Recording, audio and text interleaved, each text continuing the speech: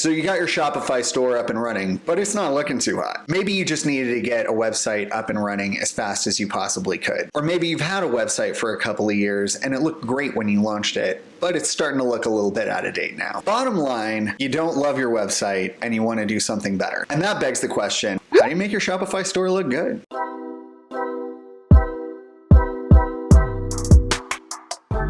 I'm Kellis Landrum. I'm a co-founder at True North Social. We are a digital marketing agency based in Los Angeles. We are Shopify partners, and we are here to help you learn how to market your business online. If you want to find out how to make your Shopify store, or any store you want to use, Magento, BigCommerce, whatever you want, and we are going to show you how. So let's dive in. When we design a website, we do it in little bite-sized chunks. And the place to start is with your header and your footer. These are really easy to overlook. A lot of people overlook these, but they're literally on every page of your website. These are a huge branding opportunity because they can contain your logo, your brand colors, maybe even some branded typography. When you look at your header and footer, it's critical that you look at them on both desktop and mobile devices. These are vital for navigation, so we need to make sure they're done right. That means not too big, not too small. And on mobile devices, you need to make sure that the links are spaced far enough apart for people with big fingers. So let's take a look at some examples. So a very nice example of a header here is yourapetfoods.com. Up here, this is our header. This is what we're looking at. Let's click over here. And as I mentioned, you can see there's their logo. They have some branded typography up here. They have colors already going on. They've even put some products that you can see inside one of their drop downs here. This is pretty nice merchandising.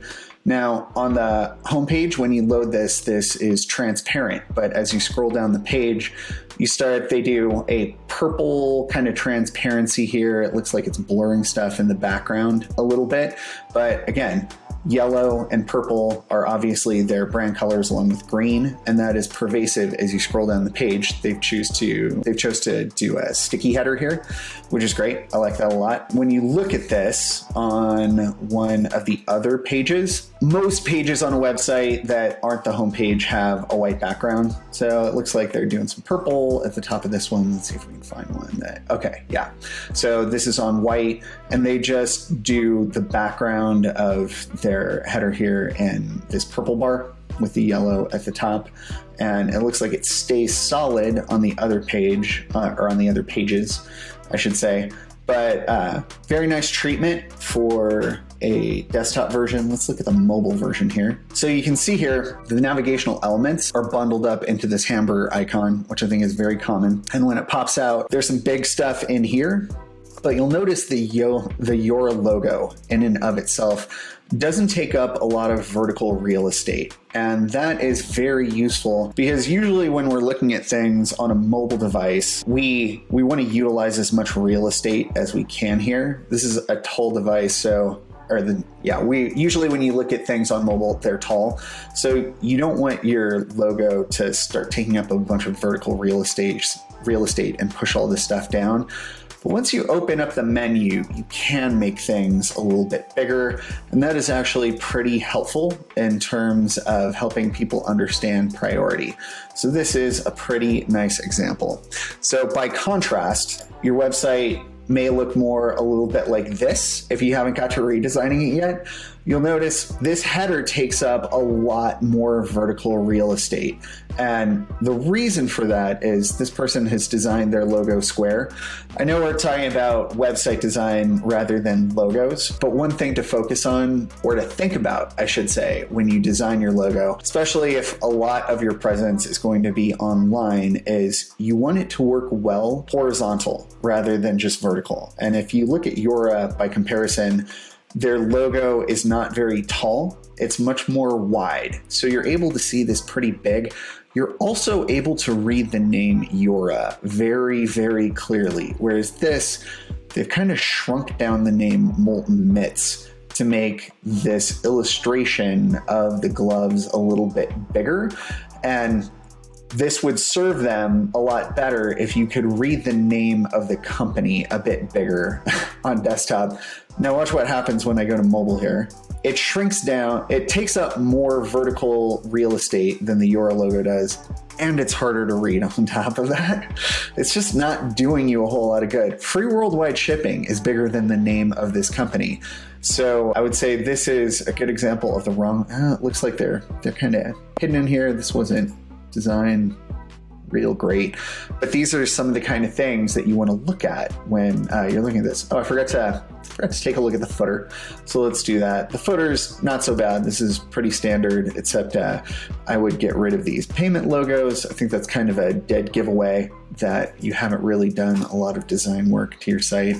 Let's take a look at, okay, so it's pretty clear what all these things are. They're well organized. They do have a few payment logos in here, but at least they're kind of grayed down a little bit. And on a mobile device, it's gonna let us scroll down here. So everything stacks up. This is pretty much what I think you'd expect this to be. So all in all, very clear examples of kind of what you want out of your header and footer and maybe what you don't want so much. So next tip to make your Shopify store look good, nail your banners. Along with the header, banners are usually the first thing someone sees when they come to your website. When you hear people talk about the design of a website, usually this is what they mean. So what's the difference between a good banner and a bad banner? How do we make ours great? It should be to a specific product, a specific collection, or an event. I can't make this too clear. Use your banners to sell. I've seen a lot of stores use banners to promote their brand, and this is a missed opportunity. You can promote your brand further down the homepage or on the About Us page. You want to use your banners to tell people what to buy. Next thing is your banners have to have a great image. E-commerce is all presentation, so your customers can look, but they can't touch. If your product looks bad, selling it is an uphill battle. The next thing is the image that you're using needs to focus on the product or the collection that you're selling. The product needs to be prominent. I've had clients give me images with a ton of stuff in them, and the picture's this big and the product's this small. And I look at these and I go, how do you know what you're buying when you look at this? So don't do that. Don't make your customers guess, because they probably won't. They'll probably just leave. Last, but maybe most importantly, your banners need to be responsive. That means wide on desktop, tall on mobile. This is especially true if you run Facebook ads. Since the majority of Facebook's traffic is on mobile devices, guess what kind of traffic they're gonna send to your site when you run Facebook ads? If your banners look good on desktop, but not on mobile, most likely you're wasting your ad dollars. So that said, let's look at a few examples. So I've got a few examples here we can look at showing various different things that either work or don't work. I think this Cha here, this Cha site kind of has most of them. When I look at this banner, well, one, there is no clear call to action. There's what the store does, but that doesn't tell me anything to buy. Obviously, they sell medical supplies here. This looks like it's probably a stock photo. I don't know if it's actually a product they carry or not, but there is no button to click on here. This thing doesn't actually go anywhere, so it can't take me to buy something specific. It certainly doesn't have a great image. Also, when I click on here and inspect this on a mobile device, it is not responsive.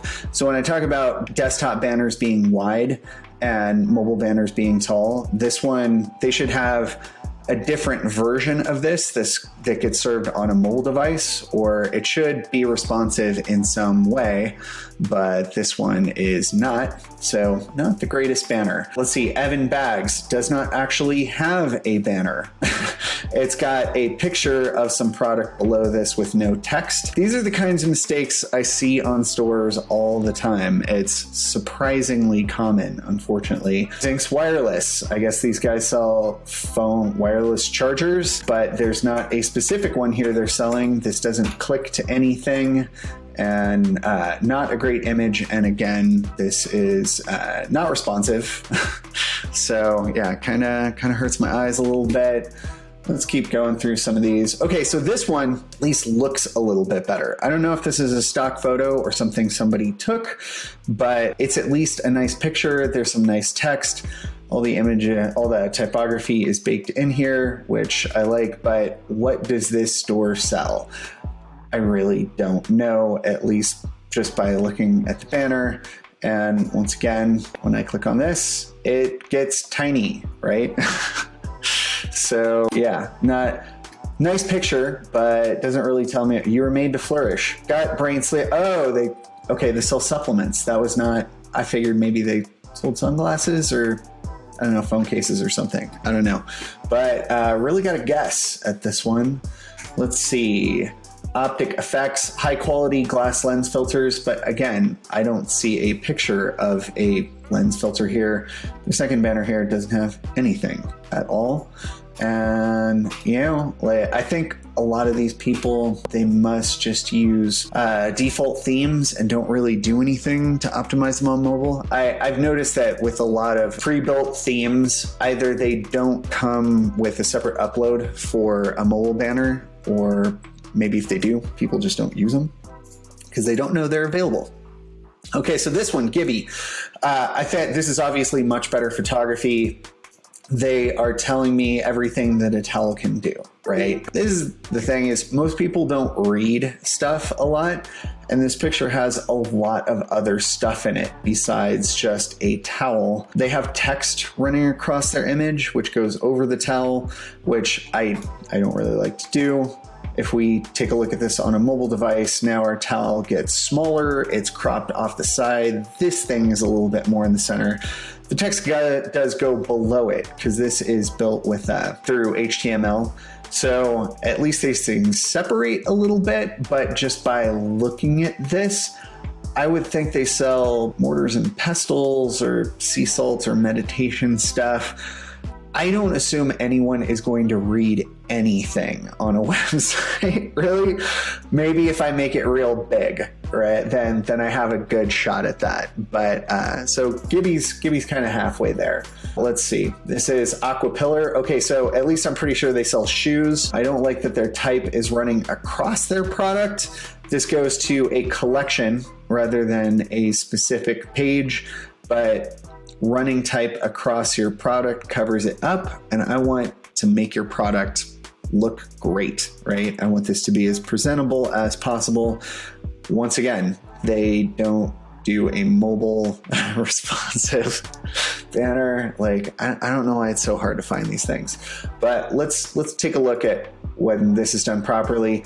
I designed this site. This is Peach's Skincare. So they're featuring Flawless Exfoliator. I'm a guy, so I don't really use this product, but we made it look nice. We shot this. The product is very big. There's some things kind of decorating it, but that's about the size of it. And when we look at this on a mobile device, now I created a separate version of this banner that is tall. And for this site, I want to say like 80% of their traffic is on mobile. So most people are going to see this. And this is really kind of what we're looking at. This is a collection of a few products. Since this product is a bottle, it's tall and it fits this format very well. So generally what we're mostly focused on is how things look on a mobile device. But it's pretty typical idea of, what you want to think about when you look at a banner. Okay, so next tip, you need to organize your content into blocks with headers. Your customers don't read, they scan. So I need to accommodate for the fact that people are going to scroll down my page super quick and not read anything. So the question here becomes, how do I communicate quickly? Well, the answer is I need to organize my content into an outline. Each one of my blocks should be about one specific thing. You can see from my example here with Peach's Skincare, I've got each of my blocks numbered out. Like I've got, my first block is going to be a banner, and I'm going to have 3 slides in my banner. One is going to be a collection and 2 are going to be products. Then my second block is going to be some brand info. My third is going to be some featured product. Fourth is going to be an Instagram feed, so on and so forth. So these are all focused on one specific thing. And naturally, I can switch the order of these around later if I want to. That's not really that big a deal. And in fact, I don't have to have these written out from the beginning. I don't have to have everything just perfect to do this. I can just get my outline done and then figure out exactly what I want my content to be later on. So once you get your outline down, you'll remember I mentioned that each block needs a short headline that can be read in a few seconds. For some of these, it's pretty easy. For featured product, I'm probably just gonna say featured product at the top of that block and show you a bunch of products. But with brand info, you'll see the text down towards the bottom here says Peaches focuses on helping you achieve perfect skin. That is my headline. It's 1, 2, 3, 4, 5, 6, 7, 8 words long. It's a little bit longer than I usually like, but you can still read this in probably 2 to 3 seconds. I'm assuming that people will not read the text underneath that on their first pass, but if they read this headline and understand that this is the purpose of what Peaches is trying to accomplish, they'll at least get some idea that this is what the brand is about. And if they want to know more, they can always scroll back up and read the text. And that's going to help them to figure out, is this site relevant to me or not? So here's an example of a not so great way to do it, just to illustrate what this shouldn't look like. Solar Easy here. So there's a lot of text going on in their banner here, and it's all pretty close together. I'm assuming that when someone looks at this site, they're going to come to it and they're going to do this. They're going to look at pictures. Okay, your Solar Easy lights now. What happens if I install? Yeah. Ironclad money back guarantee. Okay.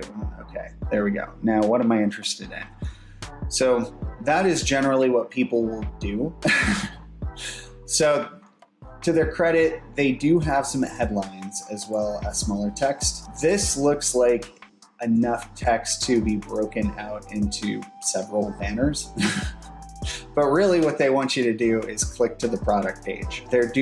I'm okay with explaining the value of your product. You just have to break it up into smaller bite-sized chunks, as I mentioned. These look like they're one block, but they could certainly be broken into 2 blocks. There is only one call to action in both of these. And I could see if you have this much text, probably what you want to do is put some of this text onto another page.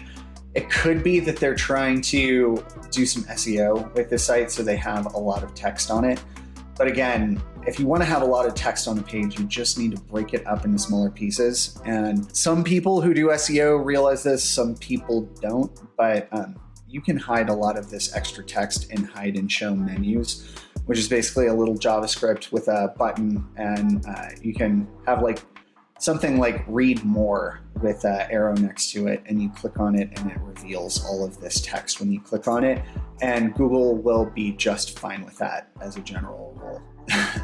I do like looking at pictures. These things I don't have to read. I can see this picture of this house, of I guess burglar hands, side of somebody's wall with some lights. We got a pie chart here, burglary committed types, and a secret document book, it looks like, and then some pictures. I guess this must be the actual product. So these are some lights. I didn't really look at this site too much to be honest. Like a lot of times when I look at sites, I don't really care what the product is. Generally, I want to look at it very quickly and be able to understand what it is without having to read anything. And I got all the way down here before I was really able to understand that this product is, I think it's a light, solar interactive wall lamp. Yeah, so how that helps you with security, I guess if there's lights on, people won't break into your house. I suppose it can't hurt, right? But so yeah, this is just kind of disorganized. It means I have to read a lot to really get into this product. Oh, and as I mentioned, this disappeared. As I mentioned with banners, they're not showing me their product right away. They're just making me read in order to understand what this is. They're showing me a picture of a house, but it's a pretty dark house. It looks like it could use a light out here. So yeah, as a rule, you want to show people immediately a product to buy. That's just generally good merchandising. And then down here, I would start getting into either what the value of this product is for me as a consumer. It's going to help deter burglars. And I would also start immediately telling my customers about why my product is better than other competing products, maybe because it's solar powered. I'm sure there are other solar powered lights out here. Okay, so features and benefits, this is great. I would also tell people like why my solar powered light is better than all the other solar powered lights. There is some certain sort of design to this and how it illuminates to the sides and down at the same time. Maybe that it's lightweight, it's easy to mount, or that it charges up really fast during the day or holds a charge really long at night. There are a lot of things that you could be telling people about this product. These guys have just chosen not to. So again, you want to outline the content. Block 1, block 2, block 3, block 4, block 5. You want to have shorter headlines than certainly some of these. And you want to communicate your ideas very quickly, clearly, and concisely. Okay, next tip to make your Shopify store look great is to tell a story. This is a high watermark. Up to this point, we've been working to try and make our site be not bad. Now we're gonna focus on how to make it good. Storytelling is the difference between brands and commodity products. Lots of brands can make soda, but there's only one Coca-Cola. When you're telling your story, imagery is king. Nothing will make or break an e-commerce site faster than the quality of the photography. Good photography can make bad products look great, and bad photography can make great products look awful. Keep in mind, customers are buying an image of your product, not the actual product. They can't touch it. They can't feel it. They can't hold it and see how heavy it is. All they have to go off is the image. But you can use this to your advantage. You can show your product in the best possible light, literally. So you want to show them an idealized version of life with your product. Show them who uses your product, where they use your product, when they use your product. You want to give them context and make their lives better, more enjoyable in some way, even if it's only for a short time. So as an example of how to tell stories through an online store, Ohana Ukuleles is a client we worked with a little while back. And telling a story about what type of ukuleles they sell, who uses a ukulele, what your life is like as a ukulele player or ukulele enthusiast, I guess is probably the right word. They really get into this, right? Because they're a pretty big ukulele manufacturer, and I suppose there's a certain type of musician that plays a ukulele, but they're telling you a little bit about their quality, their playability, their value. I think these are like a mid-ranged ukulele. They're not the fanciest ones, but they're definitely not the cheapest ones. But the way their product is shot, they had a photographer go through and shoot these ukuleles in a way that just makes them look really nice. And they do have some ukuleles that are really beautifully made. As you can see, some of the types of wood that they use in their ukuleles photograph just fantastically. And this is what I was mentioning about good photography can really make a product shine. Like, you can really kind of bring out the beauty of your product, but if you light it incorrectly, maybe you don't see as much of this, right? This is really about presentation of your product and about how it's shown, showing these things from different angles and different circumstances, that kind of thing, the way you hold it and that sort of thing really tell you a lot about this product. And in some cases, some people will like more just the regular looking guy who uses this sort of product. And then some people want to look a little bit different. And maybe that's why they play a ukulele in the first place. So you can get sort of the general vibe of the ukulele lifestyle from looking at this page. There's also quite a few others that we created for this site about, the manufacturing and the process. I think this is still family owned. This is a mom and pop kind of business, but fairly big for a mom and pop kind of business. So you can get a little bit more of an idea of the story of this company by looking through different sections of this site. I think these are their sponsored artists. So, if you know who different if you play ukulele, you probably know who different ukulele players are. And you might know some of these guys and feel like, this is the right type of ukulele for you in the range of different ukulele options you have out here. So for this type of product, this is a great presentation, and you just want to think about how does your product fit into the life of people who use your type of product, and show it to them in a way where they feel like, yeah, this is the kind of life I would like to live. So moving right along, our next tip for making your Shopify store look great is show your customers what makes your brand different from your competitors. Even if it's just the story you tell. There's a lot of competition out there. So you want to give customers a reason to buy from you instead of someone else. Tell them about the quality of what you offer, the key features, the manufacturing process, the exotic origin. Literally anything is better than nothing. So let's look at some examples here. So first we're going to look at clean chemistry.